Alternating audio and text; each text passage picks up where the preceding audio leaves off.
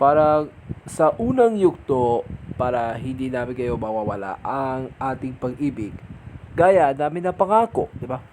Kabeche. Matamis Ano, yaan. Kabeche. Para isang tao pagkain lamang. Kangkong. Ganon. Ito, teacher. Ayan po, nandito kami ulit. At nandito pa rin kami sa Barangay 847 Zone 92, Pandacan, Manila! Na kung saan ang mga dabarkat natin ay humingi pa rin ka ng mga tulong. ng mga panayam, tweet, call, email. At kung saan yung mga dabarkat sa babasa ay nagsusulat o may ginagawa sa pinakikita lang ng mga mukha para ipakita ang mga problema, ang mga tweet. Isa lang magbibigyan ng solusyon. Dito lang po yan sa... Robert! Sorry! Hatid sa inyo yan ng Coffee Co Brown Coffee at Mega Sardine. Yan o, parang Wow, yun wow, na. wow. Ay, Eto sa na. ating programa. Ating problema today na yun, kahapon, ang My Love from the Star ay isang hilingin. Wow, Uy. kapal ng mukha. Kaya eto na, may nag-tweet! May nag-tweet! May nag-tweet! May nag-tweet! At Okay, naligaw. Okay. Ayan. Okay. Ay, kasi, ito. Harapin siya na. okay, wala tutweet natin dyan. Ang una tweet natin dyan mula kay Crisel. Sabi niya, dahil sa hilingin ng puso niya ni Steffi at Mateo Du, kahit na pa pinakadaming dahilan niya kung bakit ang kanila pinadahilan sa pananampalataya sa Pilipinas na nakatutune in parang ito. Pangalawa tweet natin dyan mula kay Mona Davao ng Quezon City. Idideklara pa rin talaga ng puso natin dahil na sa ang kanilang inahangarin para matuto magmahal kahit ang nagiging reyna na prinsesa ng kanyang puso ni Steffi kung ano pinarami ng puso ang nadarama natin sa kanya. Tweet natin dyan muna kay Lian. Ayan, mula kay Graf. Pagkagawa tayo ng kanyang pinadadahilan natin sa puso natin, ng kanyang pinagmamahal natin, ng kanyang buong buhay niya, at pagkikipagkaisa natin sa Panginoon, no, kung ang kanilang ating pag-ibig na malaking posible. May tweet natin dyan mula kay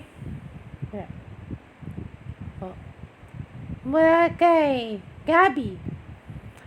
Magagawa na ng kanyang malaking pasabog nila dahil titigilan ng panahon talaga kung ang kanilang hinahangarin. Dapat tayo naman ng karapatan ng puso natin ng kanyang hinahangarin. At sa huling gabi nito, para sa nanlarapit ng pagtatapos sa serye na My Love from the Star, dahil pinagkakatiwalaan pa rin talaga dahil alam mo na ang katotohanan na po dahil matuto siyang magmamahal tayo ay nakikiisa nating pagmamahala sa Diyos. Oh, yun. Petit. Meron na nagalit sa ating YouTube live. Sabi niya, idideklara po siya dahil sa puso natin na inaaral niya kay Nuna at Blanca, ay Nuna Blanca, tuloy. Kay Steffi at Mateo Du. Dahil, alam mo na, ang kapalaran natin sa sweep. Dahil, inaaral niya ito para matutunga kanilang ating revelations nila ay isang kalang mapagkahalan. At kahit ano pa, ang puso nating isa ang kanyang damdamin. At last tweet natin dyan mula kay ayan. Mula kay Char. Ang buong pangalan niya ay Stephanie na My Love from Another Star dahil sa Thailand pa. Kung si Stephanie naman ang My Love from the Star ibig sabihin niya na pare-pares din ng kanyang hilingin dahil papapatawad po kami sa ating mga kasalanan. Okay, maraming salamat sa mga tititweet. Thank you. Pero bago lahat, pero natin ibubuksan natin yung pilahan, Mama Mesep. Pero bago natin na, ma'am, pupuksan natin ng mga sala. Buksan natin yung nasara kahapon. Eto na po. Ano oras ba sinasara niya? Right after, Bossing. Right after. Right after, sarado na agad. Kasi Marami. Buksan na. Eto na po, bukas na po ang linya ng May Nag-Call. Tawag na mga Dabber Cats, 0908 problem. At buksan na rin natin ang linya ng May Nag-Email. Nako, ibig-sabihin na yun. Ibig-sabihin ako na. ebproblemsolving@gmail.com. At natin na makikita natin sa mga tama kasi ating mga tanong natin pwede natin. Okay. Pupuksan natin gate, pupuksan gate. Pupusan! Ano paano mo? Sesa, Sesa, anong problema mo? may hilingin ba ako sa inyo? Bakit? Malalangi po kami dahil sa salita ng Bagyong Uwan. O, Nanonood kami ng My Love from the Star. bakit? Kasi parang alien natin kikilala ko siya dito eh. After magbagyo. Ah! Oy! Ayun. O ano? Okay. Sesa, alam niyo bakit My Love from the Star ay isang malaking posible nangyayari nitong nasasalantala ng Bagyong Uwan? Diba? Ano yun bakit? Dahil sa kare-kare nating pinag-uusapan natin sa balita dito, na balita, at dahil na pinakalakas sa hangin sa ulan, di ba? Opo. Ayun. Dapat dito lang. Ang kanilang ating hinahangarin dahil katotohanan ay maging brillante ng hangin dito na. Ikatanya. Ano?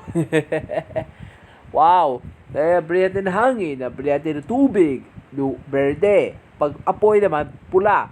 Pag ginto, dalaya. Yan ang ating ng lupa. Naman ito yung mga brillante ito ginto, lupa. Pula, apoy. Berde, tubig. At asul, hangin. Yan ang apat ang kulay niya na apat ang mga elemento ng Encantadia. Ano naman yan eh? Cement yan eh. Cement na yan eh. Oo, sorry. Ano bakit Sesa, dahil sa puso ko, ang kanilang hinahangarin din yung kanyang pinagtutuong na nangyari noon. At dito sa bahay nito, kaya natin pagtibayin natin ng mga pamamahay.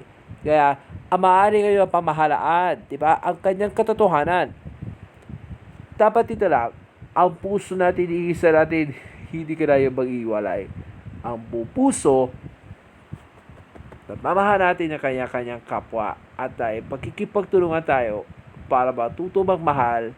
At ano yun, bakit? Dahil katotohanan lamang po dahil ang puso natin, hihilingin natin sa kanya pagkikipagkapwa. Magmahal na tayo, di ba? Ang kanyang inihanganin, ang paghaharap. Dahil sa kanya matuto magmahal kahit ang pusong natin magkikikarabay. Hindi wala? Okay, Sesa, tanda pa natin ha. Ang kanilang nating katang ito, hindi ka makatulog sa ating pag-iisip. Sa piling ko, ay diwa ko ay aking panaginip. O bakit na ikaw siya lagi naman sa isip ko? Natin na maramdaman mo ay nakikipagkikita niya. O sinasabi? Sinasabi, si Rita Daniela. Klasiko pa ata. Para yung Rita Daniela di ba? Wala naman. At saka sa ating tandaan, matutuwa magmahal kahit ang kanilang inahangarin, ngunit ang puno natin pag-ibig. Uy! Sino nagsabi? Ha? Sinasabi? O sinasabi sa'yo? Sinasabi yan. Si Sara Alabati. Kaklasiko pa ata. Wala ba yan Okay, Sara, Cesar, may tutuloy po kayo. Meron po. Pero! Sige pa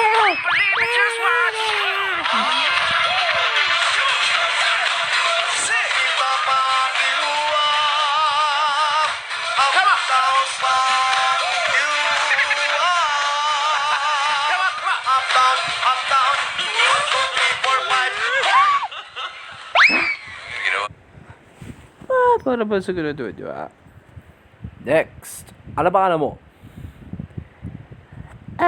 Pangalan ko ay Evelyn. Evelyn, ano problema? May hilingin mo ba ako sa kantang ito na You Are My Destiny? Bakit? Parang papasko version ito sa My Love and Star.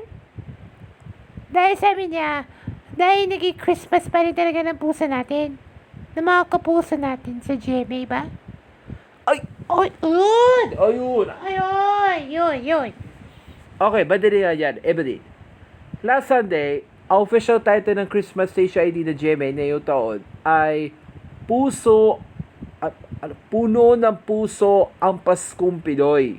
O, di ba? Yan ang ating meaning yan ay the hearts of your Christmas Filipino, but only dream your fulfillment of promise. Yan ang sinasabi sa'yo, di ba? Ang ating matutupad din ng mga pangako, di ba? Ng katotohanan, ang kanyang nagiging hilingin. At sa Christmas version na ito, pa, You My Love and Star. You My Love from the Start, team song You Are My Destiny. Apo. Ayun. Dapat naman yun. Ang kanilang Pasko, dahil sa Pasko, di ba, yan ang ating hinahangarin. Pagkat ang kanilang hinahangarin ng pag-ibig, kung sakali man, ay magkakaroon na tayong magmamahalan. Kapag na ginawa mo, ma'am, ang pinakadadami, di ba, yan natin pag-ibig. Kahit anong na pinakamarami dahilan, pinakapaglungkot, pinakapagdahilan ko, at dahil ng pinakamamahal. Pagkat ang kanilang katotohanan dahil ang paghihinggan din ako dahil sa Kanya, sa pananampalataya sa Diyos natin, di ba? Yan ang ating mga bituin na nababalik doon. Ang kanilang ating kapalaran, di ba? Ating pagkikipagsapalaran. Para siguraduhin nyo, ang katotohanan lamang ang nagiging kalalang kanyang katotohanan dahil sa kanyang huling paglayo.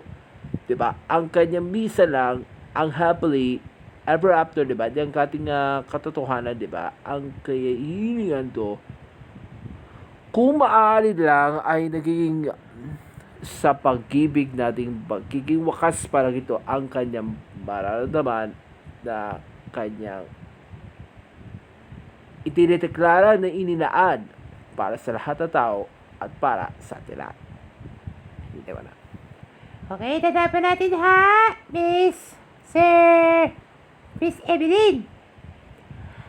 Dahilan ay malaking paghihingkandi sa pundasyon nila ang kapalaran mo, ngunit ang kapalaran niya ay nagiging aking kalaman pa rin talaga ang buong daigdig. Sino nagsabi nun? Sa'yo sasabi. Sabi ko yun. Si Mickey Mouse. Ano ba yan, mga Mickey Mouse? Sarah. Okay, Evelyn, may tutunan po kayo. Meron po! Meron!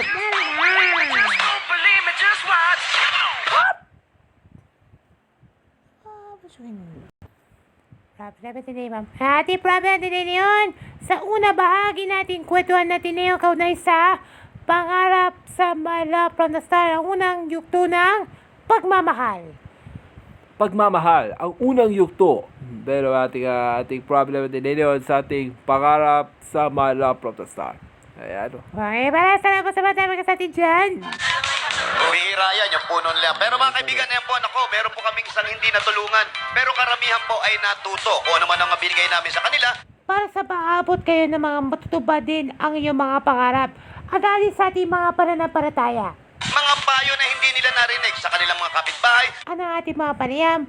Kung maaari kayo, pagkikipag-usap. sa kanilang mga magulang. Dito lang po yan sa Robert Sabi!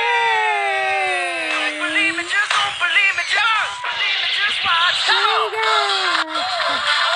Hey, guys! Say you are.